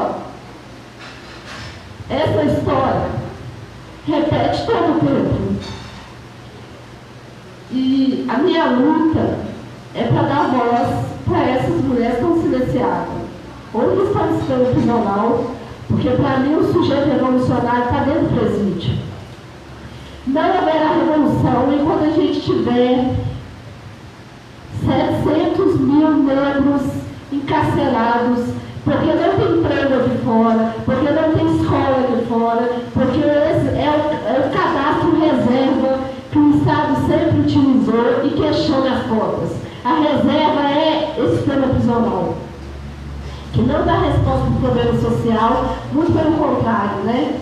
Enriquece pessoas que sempre tiveram privilégio e não vão abrir mão desse lugar. Por isso que a gente tem que meter o pé na porta, vamos meter o pé na porta junto, porque esse lugar é nosso. Fomos nós construindo República, fomos nós construindo o Brasil e vamos construir junto, dando voz para esses que estão apagados nesse sistema que continua apagando a gente. Então vamos juntos, porque esse outro modelo existe. Os quilombos existem, as aldeias existem, o tempo e a relação com o meio ambiente, com a vida é outro, e eles estão invisibilizados. Já existe um modelo que deu certo, eles estão nos terreiros e não estão nessa lógica economicista e de mercado que está imposto para a gente, que está em crise, está ruim, não vai sustentar.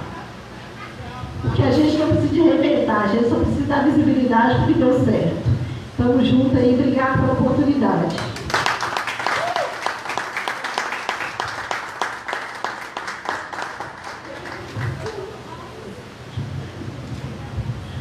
Bom, gente, então nós vamos já encerrando. Leonardo, você queria falar alguma coisa? Leonardo queria dar a última palavrinha e a gente já encerra. É só lembrando assim, que, na verdade, o capitalismo surgiu assassinando as mulheres. Ele matou 1/3 da população europeia, na sua grande maioria mulheres, e ele matou 95% da população que morava que a gente chama hoje de América Latina. Foi matando as mulheres, matando as populações que viviam no território, nesse território da América Latina, que o capitalismo fez o que chamou a acumulação primitiva, né? Que o capitalismo se organizou e se impôs enquanto sistema dominante. E é o que ele está fazendo novamente. Hoje, o assassinato da população negra. Então, isso é da estrutura do capitalismo. Eles não estão inventando nada, eles sempre fizeram assim, né? Porque eles fizeram o assassinato das bruxas, o assassinato dos judeus e agora o assassinato da população negra. Bom, gente, então nós vamos encerrando. A gente vai ter aí, por conta do Curimbá, vai ser servido uma canjiquinha com pescoço de peru, é esse mensal. A nossa tradicional panelada. Temos também um presente aqui para as nossas convidadas. E eu vou pedir aos heróis que resistiram até o final, na terça-feira, mais de 11 horas da noite, para virem para cá para a gente fazer uma foto bacana aqui de todo mundo junto e reiterar o pedido para acompanharem a Terça Esquerda nas redes sociais e sempre ajudar a gente a divulgar nossos eventos.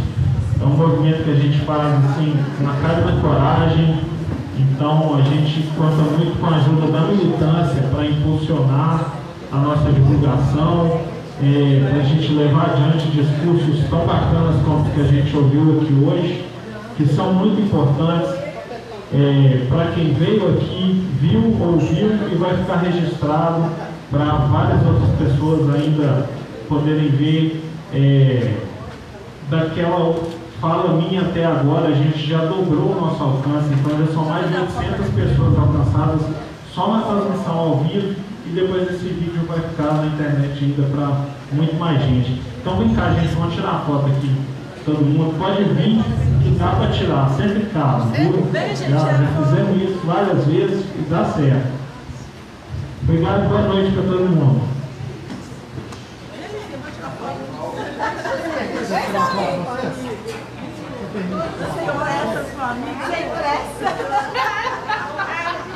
Todo caminho.